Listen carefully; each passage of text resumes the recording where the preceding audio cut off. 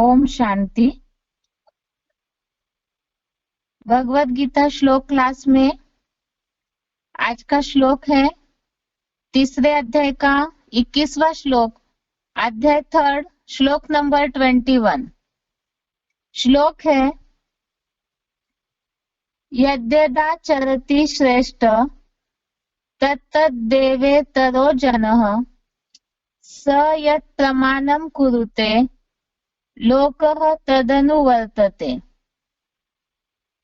श्लोक दोबारा। यद्यदाचरति श्रेष्ठ तत्तद्देवेतरो जनः स यत् प्रमाणं कुरुते लोकः तदनुवर्तते। श्लोक का संधि विच्छेद है यत् यत् आचरति श्रेष्ठः तत् तत् एव इतरः जनः स यत् प्रमाणं कुरुते लोकः तत् अनुवर्तते। संधि विच्छेद दोबारा। यत् यत् आचरति श्रेष्ठः तत् तत् एव इतरः जनः स यत् प्रमाणं कुरुते लोकः तत् अनुवर्तते। शब्दों का अर्थ है श्रेष्ठः अर्थात श्रेष्ठतम शिव बाबा, यत् यत् अर्थात जो जो, आचरति अर्थात आचरण करता है, तत् तत् अर्थात वैसा वैसा ही, एव अर्थात ही, इतरः अर्थात दूसरे, जनः अर्थात लोग, स अर्थात वह, यत् अर्थात जैसा, प्रमाणम अर्थात प्रमाणित, कुरुते अर्थात कर्म करता है, लोकः अर्थात लोग, तदनुवर्तते अर्थात उसका ही अनुसरण करते हैं। शब्दों का अर्थ दोबारा। श्रेष्ठः अर्थात श्रेष्ठतम शिव बाबा, यत् यत् अर्थात जो जो, आचरति अर्थात आचरण करता है, तत् तत् अर्थात वैसा वैसा ही, वैसा वैसा, एव अर्थात ही, इतरः अर्थात दूसरे, जनः अर्थात लोग, स अर्थात वह, यत् अर्थात जैसा, प्रमाणम अर्थात प्रमाणित, कुरुते अर्थात कर्म करता है, लोकः अर्थात लोग, तदनुवर्तते अर्थात उसका अनुसरण करते हैं। श्लोक का अर्थ है श्रेष्ठतम शिव बाबा जो जो आचरण करता है वैसा वैसा ही दूसरे लोग भी करते हैं। वह जैसा प्रमाणित कर्म करता है, लोग उसका अनुसरण करते हैं। जहाँ श्लोकों में बात चल रही है कर्म योग की, इसमें जैसे देखा कल के श्लोक में जनक आदि भी कर्म द्वारा ही संपूर्ण सिद्धि को प्राप्त हुए थे। तो जनक माना तो हमने कल देखा था कि जो जगत पिता या हीरो पार्टधारी है, वो विश्व नवनिर्माण का कार्य करते हुए ही सिद्धि की प्राप्ति करते हैं। इसीलिए जो भी पुरुषार्थी है या इस धर्म युद्ध कर्म युद्ध में शामिल है, तो उन सबको भी विश्व निर्माण अर्थ जो लोक संग्रह इकट्ठा होता है, उसे देखते हुए भी यज्ञ कर्म करते ही रहना है, उसे छोड़ना नहीं है। आज के श्लोक में यही बात है कि ऐसा यज्ञ कर्म करते हुए भी सबसे पहली बात तो बताई है जो हीरो पाठधारी है उनके लिए कि जो श्रेष्ठतम शिव बाबा है वो जैसा आचरण करते हैं वैसे ही उनको फॉलो करने वाले दूसरे लोग भी उसका अनुसरण करते हैं। एक बार इस श्लोक का क्लैरिफिकेशन सहित अर्थ पढ़ते हैं, उसके बाद अर्थ समझेंगे। दुनिया का श्रेष्ठतम मालिक शिव बाबा पुरुषोत्तम संगम युग में जो आचरण करता है वैसा वैसा ही दूसरे अनुगामी लोग भी करते हैं। वह हीरो जैसा परमपिता शिव की श्रीमत से प्रमाणित कर्म करता है, सत्य सनातनी लोग उस श्रेष्ठतम कार्य का ही अनुसरण करते हैं। इसमें खास जो श्रेष्ठ बनने वाले हैं शिव बाबा का साकार पाठ, तो वो जैसा संगम युग में आचरण करते हैं, जैसे कर्म करते हैं, तो जो फॉलोवर है, अनुगामी लोग है या विश्व नवनिर्माण के कार्य में जो भी जुड़े हुए हैं उनके साथ, वो भी वैसा ही उन्हें देख करके कर्म करते हैं, आचरण करते हैं। वह हीरो जैसा शिव बाबा की श्रीमत से प्रमाणित जो मुरलिया है, वो मुरलिया ही ईश्वरीय गवर्नमेंट का संविधान है, उसी से श्रीमत मिलती है और श्रीमत से प्रमाणित कर्म जैसे वो हीरो पाठधारी करते हैं वैसे ही सनातन धर्म की स्थापना में जो लोग लगे हुए हैं उनके साथ उस श्रेष्ठ कार्य का वो भी अनुसरण करते हैं। अभी बात है, यहाँ तो एक सैंपल बता दिया, जैसे जनक, इनके लिए सैंपल बताया कि वो कर्म करते हुए ही सिद्धि को प्राप्त हुए। अब ऐसा सिद्धि को प्राप्त करते समय भी इस बात का ध्यान देना है कि हमें कर्म करते समय जैसे शिव बाबा श्रेष्ठ कर्म करते हैं तो और उनको फॉलो करते हैं।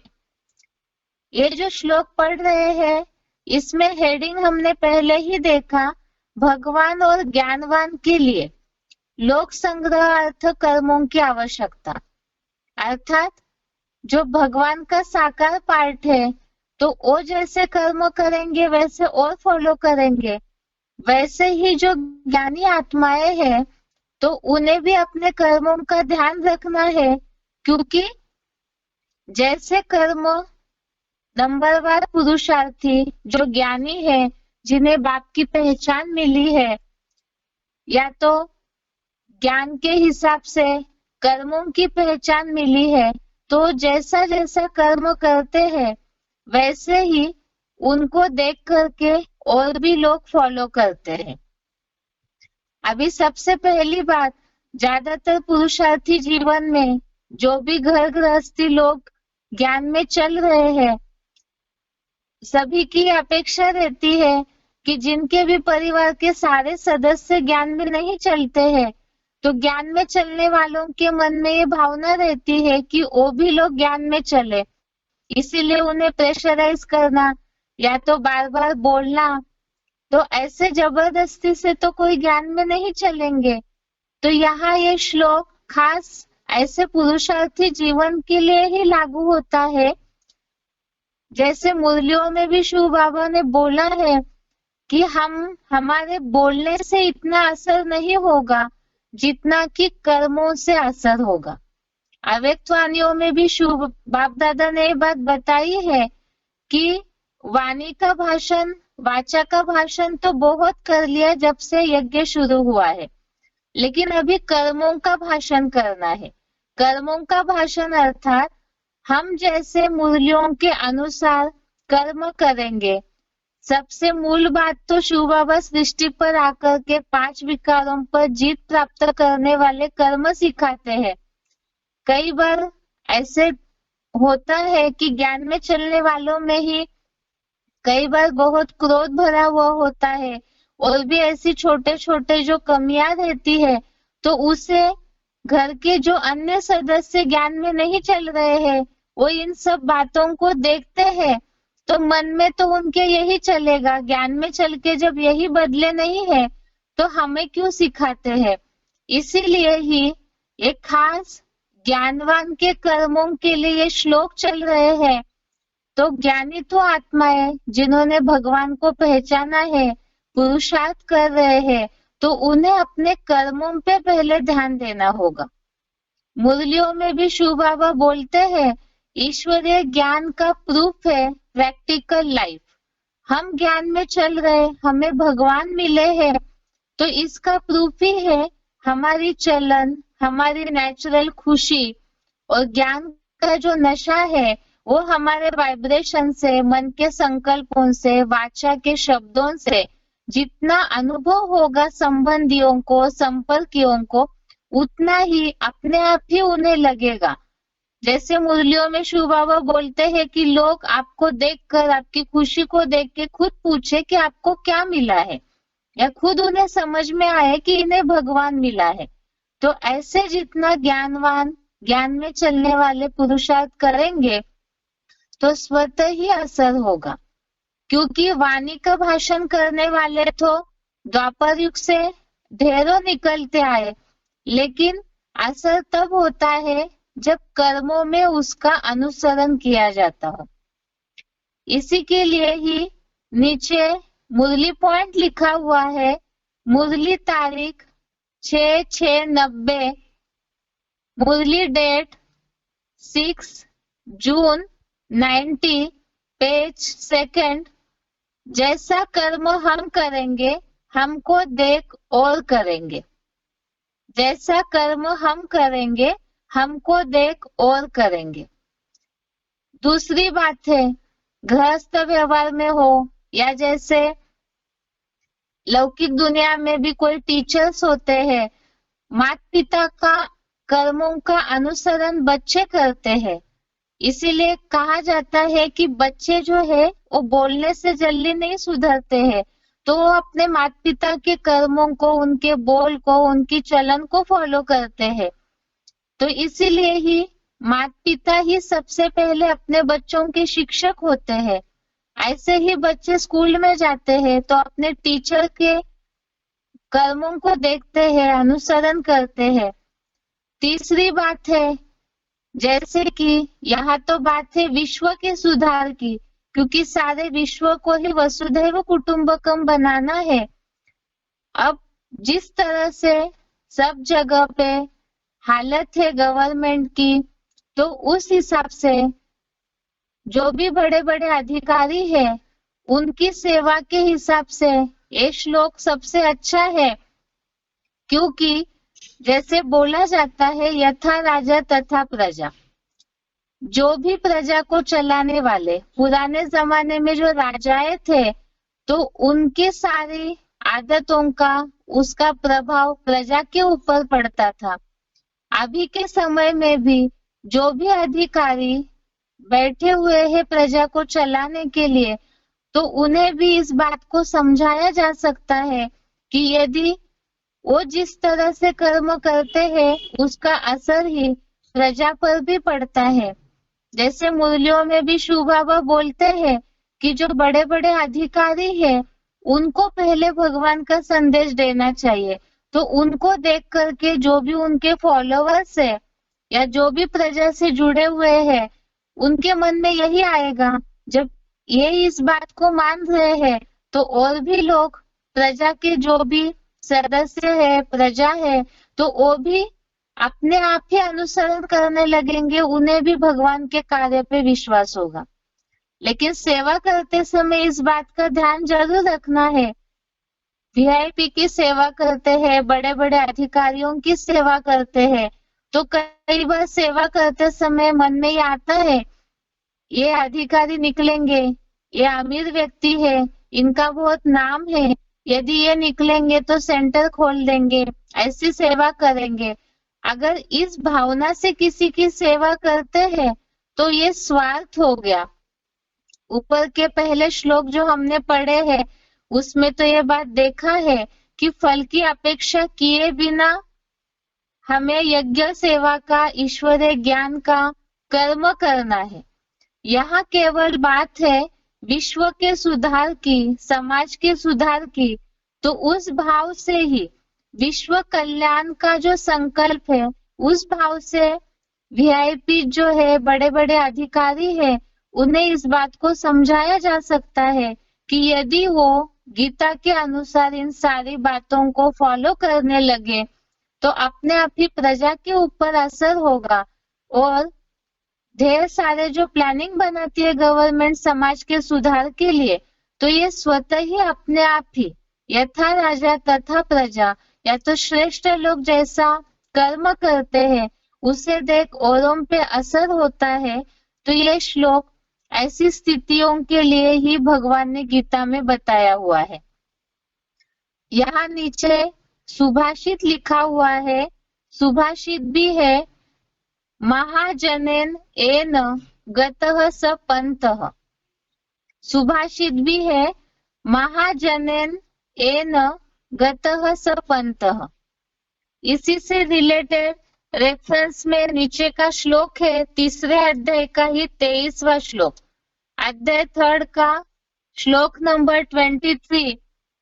इसमें बात आई है, मम वर्तमानुवर्तन्ते मनुष्यः पार्थ सर्वशः। अर्थात जिस प्रकार से भगवान कर्म करते हैं तो सारे संसारी लोग भी उसी मार्ग का अनुसरण करते हैं। इसीलिए ही शिव बाबा जो श्रेष्ठतम हीरो पाठधारी है वो भी श्रीमत प्रमाण कर्मों का अनुसरण करते हैं और सत्य सनातनी लोग भी उसी का अनुसरण करते हैं। ये तो हो गई पुरुषार्थी जीवन के लिए बात। जैसे श्लोक जो है वो तो अलग अलग प्रकार से लागू होते हैं।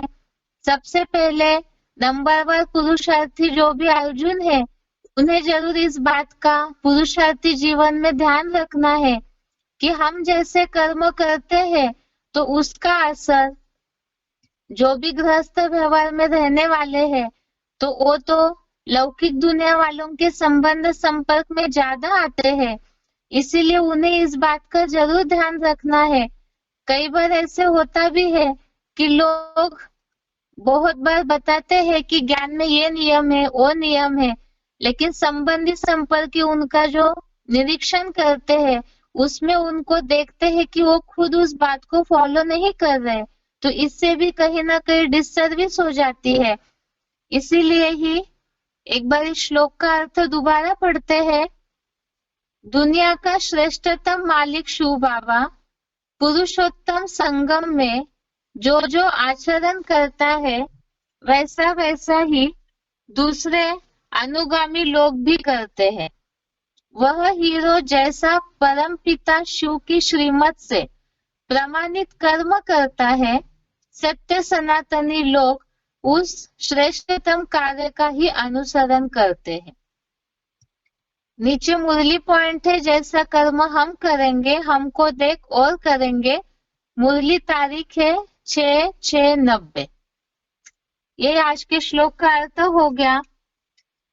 इसका उच्चारण सुनते हैं, उसके बाद इससे रिलेटेड पॉइंट्स।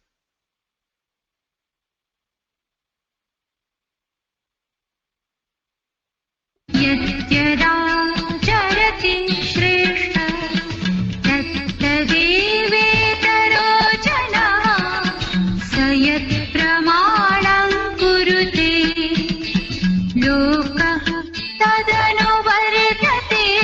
ब्रह्मांड का श्रेष्ठतम मालिक शिव बाबा पुरुषोत्तम संगम में जो जो आचरण करता है वैसा ही दूसरे अनुगामी लोग भी करते हैं। वह हीरो जैसा परमपिता शिव की श्रीमत से प्रमाणित कर्म करता है, सत्य सनातनी लोग उस श्रेष्ठतम कार्य का ही अनुसरण करते हैं। जैसा कर्म हम करेंगे हमको देख और करेंगे। मुरली तारीख 6/6/90 पृष्ठ 2 आदि।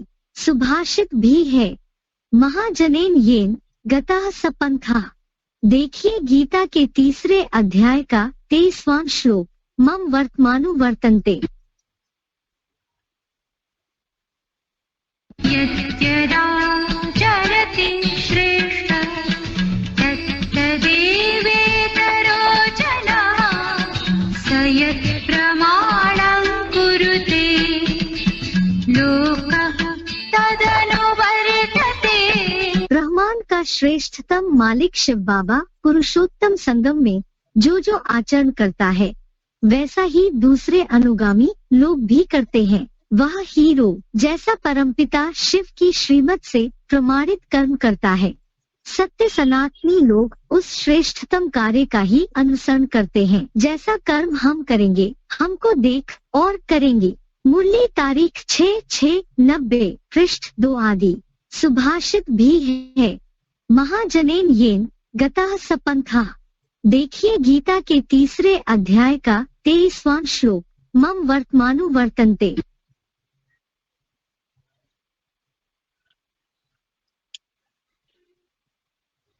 सिलेक्टेड पॉइंट है इसी श्लोक से रिलेटेड वार्तालाप नंबर 1599, डिस्कशन नंबर 1599।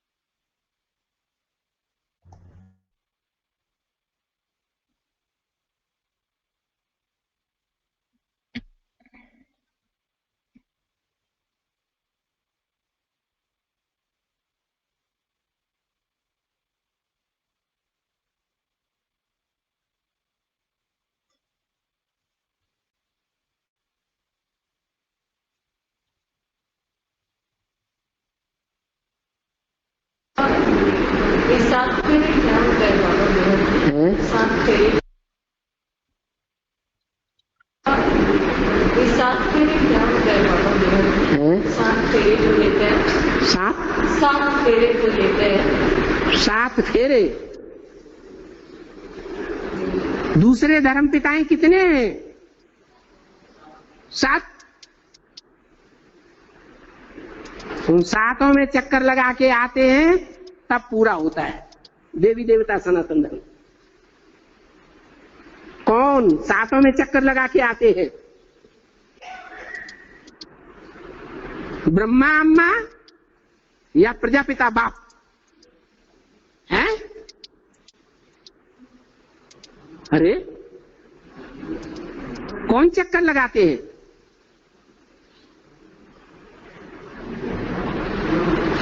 अरे आगे आगे कौन रहती है? आगे अम्मा रहती है ना 7 फेरों में। अब है तो बेटी बाप ही की। जब 7वां पूरा होता है चक्कर तब कहते हैं कि शादी पूरी हुई। तो ये ब्रह्मा की सोल 7 धर्मों को आसरा देने वाली है। ये 7 धर्म जगदम्बा के गोद में पले हैं। जगदम्बा रूपी दिल्ली ऐसी नगरी है जहां 7 धर्मों ने राज्य किया है और धर्म वालों ने खून की नदियां बहाई है दिल्ली के अंदर। बाप आकर वहां दूध की नदी अंजलि बहाते हैं।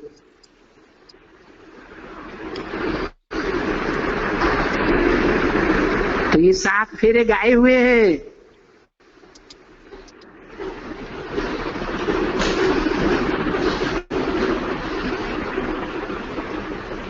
यद्यद् आचरति श्रेष्ठ तत्तद् देवेतरो जनः। जो श्रेष्ठ में श्रेष्ठ है, इस सृष्टि पर आकर जैसा पार्ट बजाता है, देवताएं और देवताओं से जो इतर हैं दूसरे, वो सब वैसा ही आचरण करते हैं।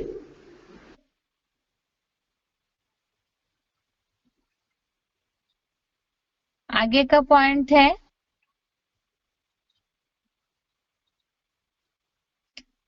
वार्तालाप नंबर 1516, डिस्कशन नंबर 1516।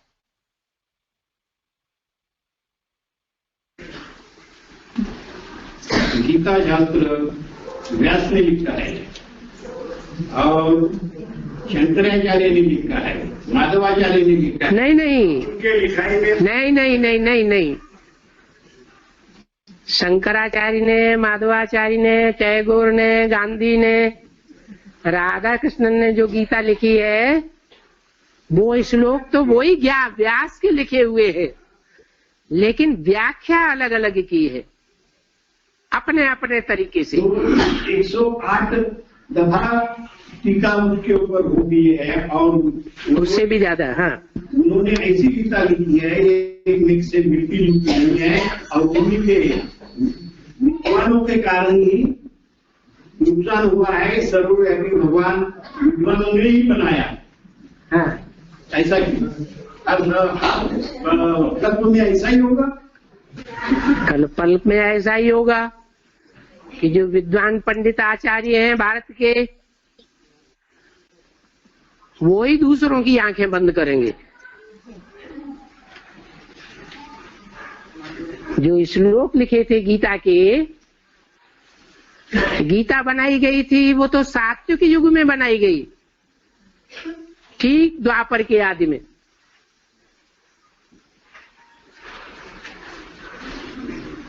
द्वापर उस समय सतो प्रधान था,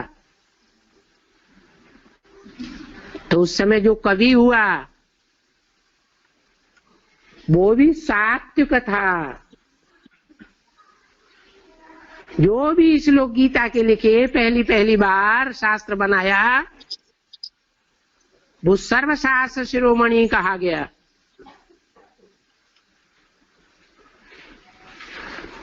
और उस समय के भारतवासी मनुष्य भी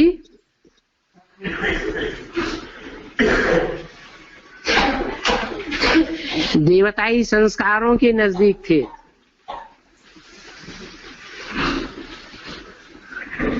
क्योंकि देवयुग जल्दी समाप्त हुआ था।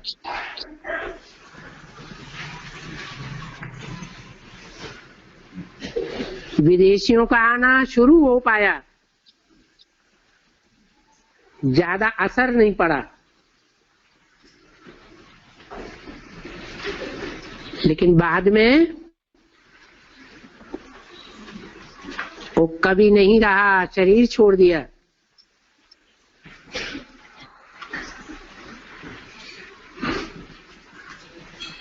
शरीर छूट गया तो जो परवर्ती विद्वान आए, जो शिष्य आए, समय बीतने के कारण सतो प्रधान ही रहे या नीचे गिरते गए। सतो प्रधान से रजो प्रधान और तमो प्रधान होते गए, और मनसा के तमो प्रधान होने के कारण उन्होंने टीकाएं विकृत कर दी।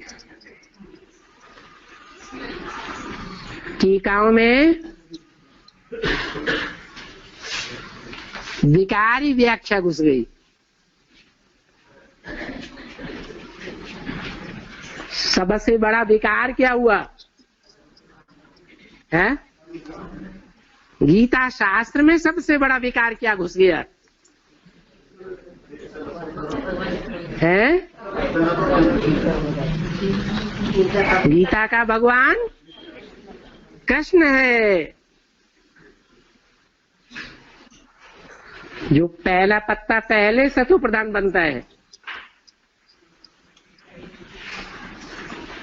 वो ही पहला पत्ता पहले देवभान में आ गया। और गीता का भगवान स्वयं को समझने लगा। बस फिर क्या था? यत् यत् आचरते श्रेष्ठ तत्तत् देवेतरो जनः। श्रेष्ठ जैसा आचरण करते हैं, बाद वाले उनका ही अनुकरण करते हैं। तो सबकी बुद्धि में बैठ गया कि भगवान कोई एक व्यापी नहीं है। कृष्ण में भी व्यापी है, राम में भी व्यापी है, शंकराचार्य में भी व्यापी है, मेरे में है, तेरे में है।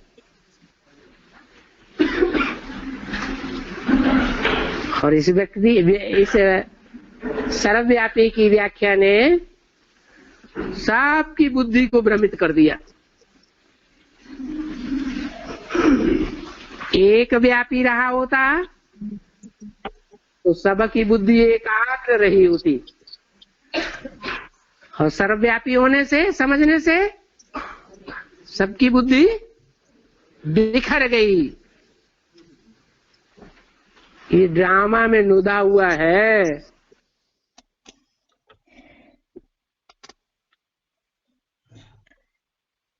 आगे का पॉइंट है VCD नंबर 2021, VCD नंबर 2021। पूछा, ये ब्रह्मा बाबा क्या कर रहे हैं? दूसरों का कल्याण करने में लगे हुए हैं। इनको अपने कल्याण की ज्यादा चिंता है या बच्चों के कल्याण की ज्यादा चिंता है? बच्चों के कल्याण की ज्यादा चिंता। क्यों?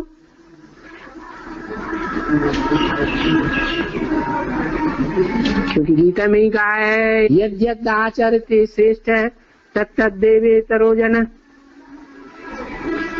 जो महान व्यक्ति आचरण करते हैं, बड़े व्यक्ति आचरण करते हैं, बड़ों को देख करके दूसरे भी वैसा ही करने लग पड़ते हैं। इसलिए ब्रह्मा बाबा अपनी चिंता नहीं करते, क्योंकि ब्रह्मा तो दुनिया की सबसे बड़ी माँ है।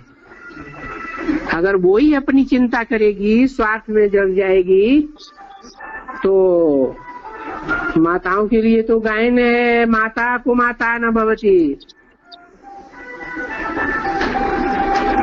पुत्र को पुत्र भवति, परंतु माता को माता न भवति। तो माता के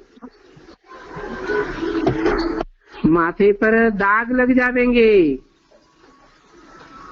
दुनिया में एक ही संबंध ऐसा होता है जो हर प्रकार से मर मर के भी बच्चों के कल्याण में लगा रहता है। वो कौन सा संबंध है?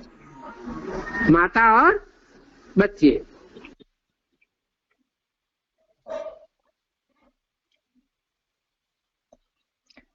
अभी तक के पॉइंट में जैसे हमने देखा, जो आज का श्लोक है, श्रेष्ठ जैसे आचरण करते हैं वैसे उनके अनुगामी भी करते हैं।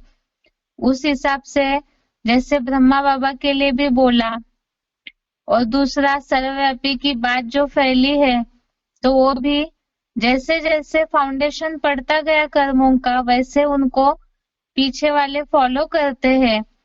और जो परंपराएं वगैरह की बात है, गीता के टीकाओं की बात है, तो ऐसे कुछ कुछ एग्जाम्पल शिव बाबा ने दिए हैं मुरलियों में कि ये जो भी फाउंडेशन है परंपराओं का, जैसे ही श्रेष्ठ अनुसरण करते हैं वैसे ही उनके पीछे वो परंपराएं चालू हो जाती। आगे का पॉइंट है VCD number 2706, VCD number 2706, 6 minute के बाद।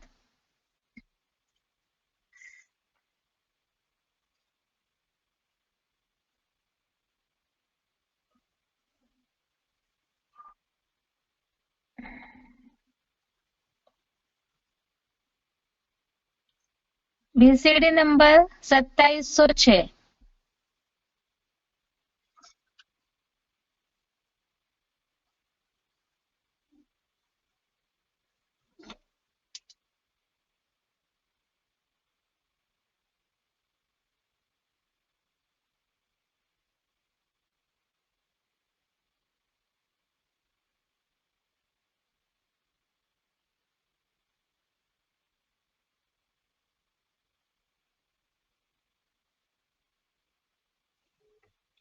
वार्तालाप नंबर 1470, डिस्कशन नंबर 1470।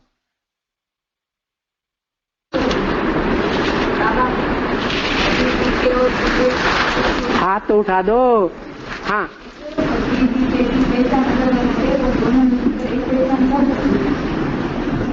बीके और पीबीके दोनों मिलकर के एक कब होंगे?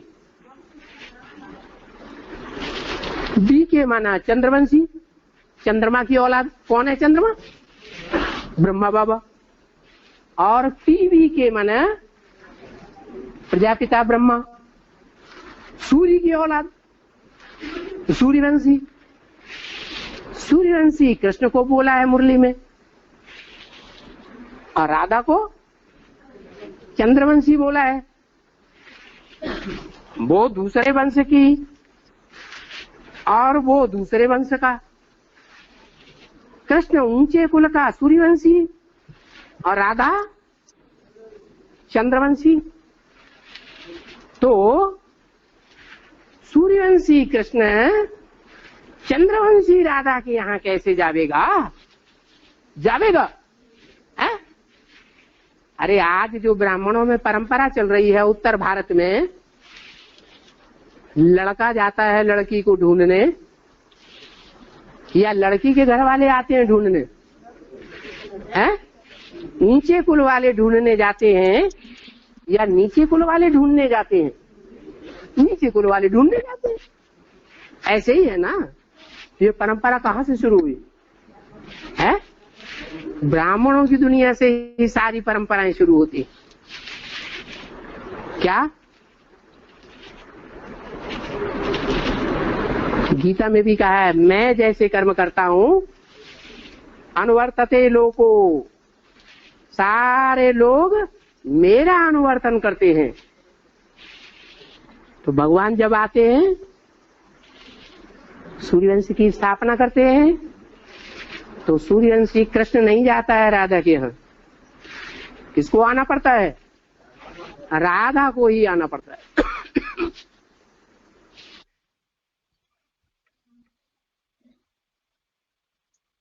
आगे का पॉइंट है VCD नंबर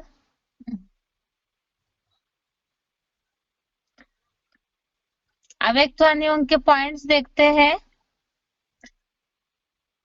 पहला पॉइंट है अव्यक्तवाणी की डेट 27 नवंबर 85, अव्यक्तवाणी डेट 27 नवंबर 85, पेज 201।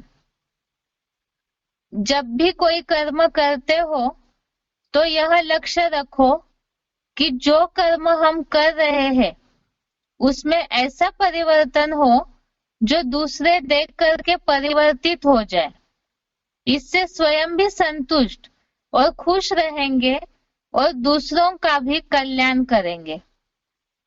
पॉइंट दोबारा, जब भी कोई कर्म करते हो तो यह लक्ष्य रखो कि जो कर्म हम कर रहे हैं उसमें ऐसा परिवर्तन हो जो दूसरे देख करके परिवर्तित हो जाए।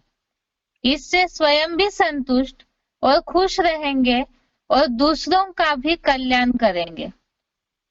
श्लोक में जो बात आई है, ज्ञानवान जैसा कर्म करते हैं तो उन्हें देख करके और भी फॉलो करते हैं, ऐसे ही अव्यक्तवाणी में भी ये बात बोली कि हमारे कर्मों में ऐसा परिवर्तन हो जो दूसरे देख करके परिवर्तित हो जाए। जैसे कल के श्लोक में भी बात आई थी सिद्धि प्राप्ति की, तो यहाँ भी ऐसे परिवर्तन के द्वारा ही जो बताया प्राप्ति अर्थात स्वयं भी संतुष्ट रहेंगे खुश रहेंगे और दूसरों का भी इसमें कल्याण होगा। आगे का पॉइंट है अव्यक्तवाणी की तारीख 31 मार्च 90, अव्यक्तवाणी डेट 31 मार्च 90। पॉइंट है बाप दादा भी सेवाधारियों को देख खुश होते हैं। ऐसे नहीं कि कर्मणा सेवा करते हैं, कोई ज्ञान की तो करते नहीं है, लेकिन कर्म का प्रभाव वाणी से भी बड़ा है। एक होता है सुना हुआ और दूसरा होता है देखा हुआ। पॉइंट दोबारा, बाप दादा भी सेवाधारियों को देख खुश होते हैं। ऐसे नहीं कि कर्मणा सेवा करते हैं, कोई ज्ञान की तो करते नहीं है, लेकिन कर्म का प्रभाव वाणी से भी बड़ा है। एक होता है सुना हुआ और दूसरा होता है देखा हुआ। तो जैसे पॉइंट में बोला है कि बातों से भी ज्यादा वैसे वाणी से भी ज्यादा प्रभाव कर्म का होता है। अगर हम बोल बोल करके किसी को बहुत ज्ञान सुना भी देते हैं तो भी उसका प्रभाव नहीं पड़ेगा जो हमारे प्रैक्टिकल चलन का पड़ता है। जैसे बोला है एक होता है सुना हुआ और दूसरा होता है देखा हुआ। तो जो देखे है कर्मों को या हमारी ज्ञान के द्वारा मिली हुई खुशी को, तो उसके प्रभाव से ही लोगों पे भी ज्ञान का असर होगा। अगला पॉइंट है अव्यक्तवाणी की तारीख 5 अक्टूबर 71, अव्यक्तवाणी डेट 5 अक्टूबर 71। जिसका हर कर्म कला के रूप में होता है, उनके हर कर्म का अर्थात गुणों का गायन होता है। इसको दूसरे शब्दों में कहा जाता है हर कर्म चरित्र समान। जिस कला के रूप को देख औरों में भी प्रेरणा भरती है, उनके कर्म भी सर्विसेबल होते हैं। पॉइंट दोबारा, अव्यक्तवाणी की तारीख है 5 अक्टूबर 71। जिसका हर कर्म कला के रूप में होता है, उनके हर कर्म अर्थात गुणों का गायन होता है। इसको दूसरे शब्दों में कहा जाता है हर कर्म चरित्र समान। जिस कला के रूप को देख औरों में भी प्रेरणा भरती है, उनके कर्म भी सर्विसेबल होते हैं। तो इसमें बात आई है फिर कर्मों की ही कि कर्म का प्रभाव ज्यादा है ऐसे कर्म जो सर्विस के निमित्त बनते हो। ज्यादातर ऐसे होता है लोगों को किसी की चलन देख करके, किसी के कर्म देखकर, हिम्मत देख करके साहस आता है, उमंग उत्साह आता है। जैसे यहाँ भी देवता धर्म का फाउंडेशन पड़ रहा है, तो देवताओं के हर कर्म ही कलापूर्ण होते हैं, गुण संपन्न होते हैं। तो ऐसे जो कला पूर्ण कर्म है उनका ही गायन होता है। इसीलिए पुरुषार्थी जीवन में जो कर्म चरित्र समान होंगे तो उसे देख करके औरों में भी प्रेरणा भरती है, अर्थात औरों को भी देख करके उमंग उत्साह आता है। तो ये जो कर्मों का भाषण है ये सर्विस के निमित्त बनता है। आगे है बेसिक कोर्स।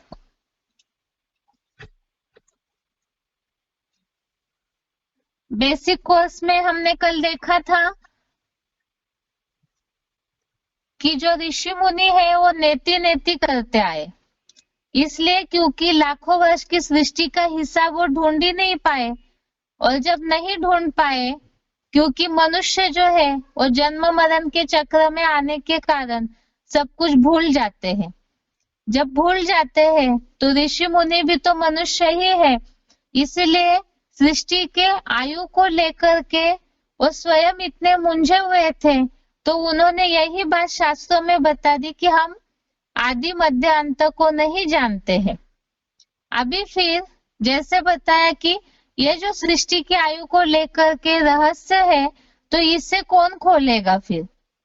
तो इसके लिए बताया भगवान जो है वो जन्म मरण के चक्र में नहीं आते हैं, इसीलिए भूलने की कोई बात ही नहीं है उनके लिए।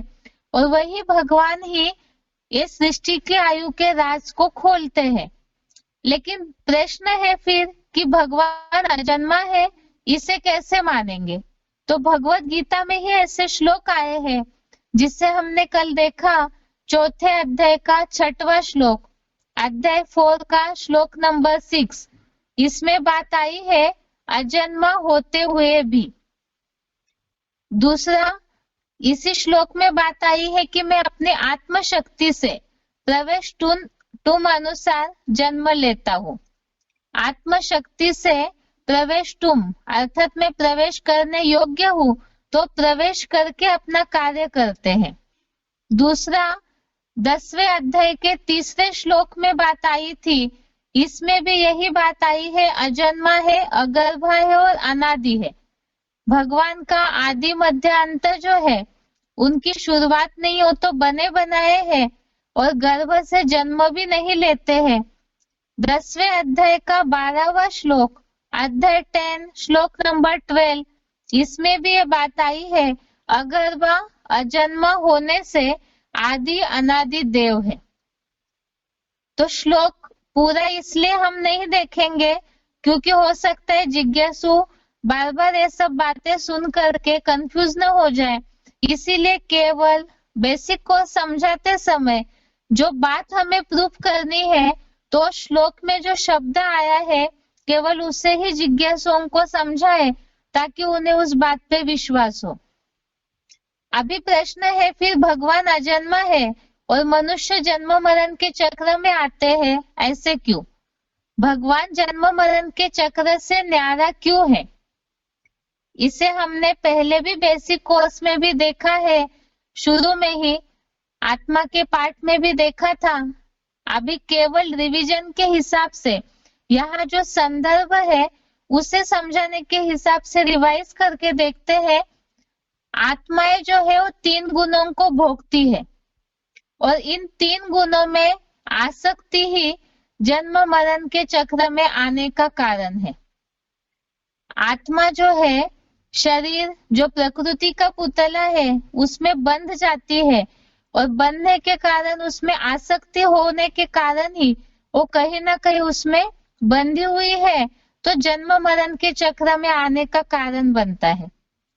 लेकिन परमात्मा जो है वो तो प्रवेश करते हैं, उनका अपना कोई शरीर नहीं होता है, इसीलिए वो केवल कार्य के लिए प्रवेश करते हैं। तो परमात्मा अनासक्त है, प्रकृति के कोई भी बंधन में वो नहीं बनते, कर्मों के बंधन में नहीं बनते, इसीलिए ही भगवान जन्म मरण के चक्र से न्यारे हैं। इसे ही श्लोक में बताया है 9वें अध्याय का 9वां श्लोक, अध्याय 9 श्लोक नंबर 9। ये श्लोक है, न च माम तानि कर्माणि निबद्धन्ति धनंजय उदासीन आसीनम असक्तम तेषु कर्मसु। इस श्लोक के भावार्थ में ये बात आई है, उन कर्मों में सदा देहभान रहित विदेही निराकारी होने से अनासक्त हूँ। उन कर्मों में सदा देहभान रहित विदेही निराकारी होने से अनासक्त हूँ। और ये बात है जो इसी श्लोक के भावार्थ में बात आई है कि अभोक्ता, उदासीन समान अभोक्ता रहने वाले को ये कर्म जो है वो बांधते नहीं है।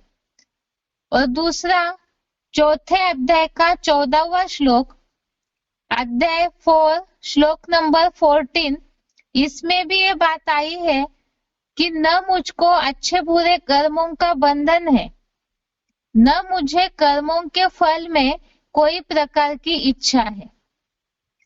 भगवान एक तो शरीर में बनते नहीं है, इसीलिए भी वो अनासक्त है। दूसरी बात, अब जब वो शरीर में बनते नहीं है, उनका कार्य केवल सृष्टि परिवर्तन का है, इसीलिए उनके ऊपर कर्मों का कोई बंधन नहीं लगता, ना ही उन्हें कर्म फल की कोई इच्छा है। और इसीलिए ही भगवान अनासक्त है। जब वो अनासक्त है तो जन्म मरण के चक्र से भी न्यारे है, और मनुष्य जन्म मरण के चक्र में आते हैं। भगवान जन्म मरण के चक्र से न्यारे हैं, इसीलिए ही वो त्रिकालदर्शी है।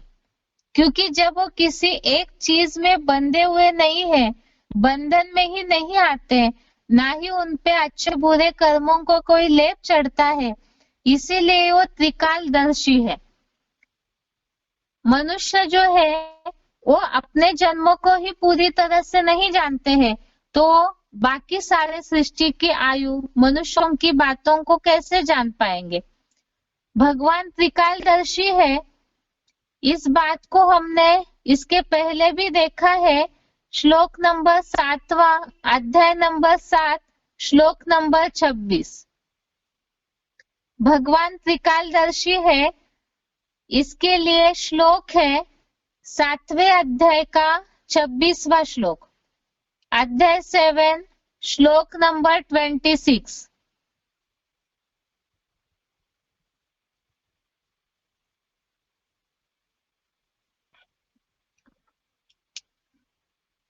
इसमें बात आई है 7वें अध्याय के 26वें श्लोक में, वेदाहम समतीतानि वर्तमानानि चार्जुन भविष्यानि च भूतानि माम तु वेद न कश्चन। इसमें ये भावार्थ में बात है, संपूर्ण भूतकालीन और वर्तमान व भविष्यगत प्राणियों को जानता हूँ, किंतु मुझको कोई नहीं जानता। बुद्धिमानों की बुद्धि भगवान है। तीसरे अध्याय का 42 नंबर का श्लोक, अध्याय 3, श्लोक नंबर 42 में ये बात आई है कि वो बुद्धिमानों की बुद्धि है। और ऐसे जो बुद्धिमानों की बुद्धि भगवान है, वो सारे प्राणियों के भूत, वर्तमान और भविष्यगत प्राणियों को जानते हैं, इसीलिए ही जन्म मरण के चक्र में नहीं आते। तो प्राणियों के तीनों कालों को जानते हैं, और तीनों कालों को जानते हैं, इसीलिए ही भगवान जो है त्रिकालदर्शी है। और त्रिकालदर्शी है, इसी के कारण भगवान सृष्टि के आदि मध्य अंत का ज्ञाता है। साथ साथ ही इसी से रिलेटेड और भी श्लोक है कि भगवान ही त्रिकालदर्शी होने के कारण सृष्टि के, भगवान ही त्रिकालदर्शी होने के कारण ही सृष्टि के आदि मध्य अंत के ज्ञाता है। इसे हम कल के रिवीजन के टॉपिक में समझते हैं। आज हमने ये बात समझी कि ऋषि मुनियों ने नेति नेति कह दिया, इसलिए क्योंकि वो मनुष्य है, जन्म मरण के चक्र में आने के कारण सृष्टि की बातों को, सृष्टि के काल को, आदि मध्य अंत को नहीं जानते। अब ये रहस्य समझाते हैं भगवान। भगवान इन रहस्यों को इसलिए खोल पाते हैं क्योंकि भगवान अजन्मा है। अब भगवान अजन्मा क्यों है और मनुष्य जन्म मरण के चक्र में क्यों बनते हैं? क्योंकि मनुष्य जो है प्रकृति में जन्म मरण में जब आते हैं, प्रकृति में बन जाते हैं, तो उसमें आसक्त हो जाते हैं। जो 3 गुणों से प्रकृति बनती है, तो उन गुणों में मनुष्य आत्माएं आसक्त होती है और जन्म मरण के चक्र में आने में बन जाती है। परंतु परमात्मा जो है भगवान, वो इसीलिए जन्म मरण के चक्र से न्यारे है।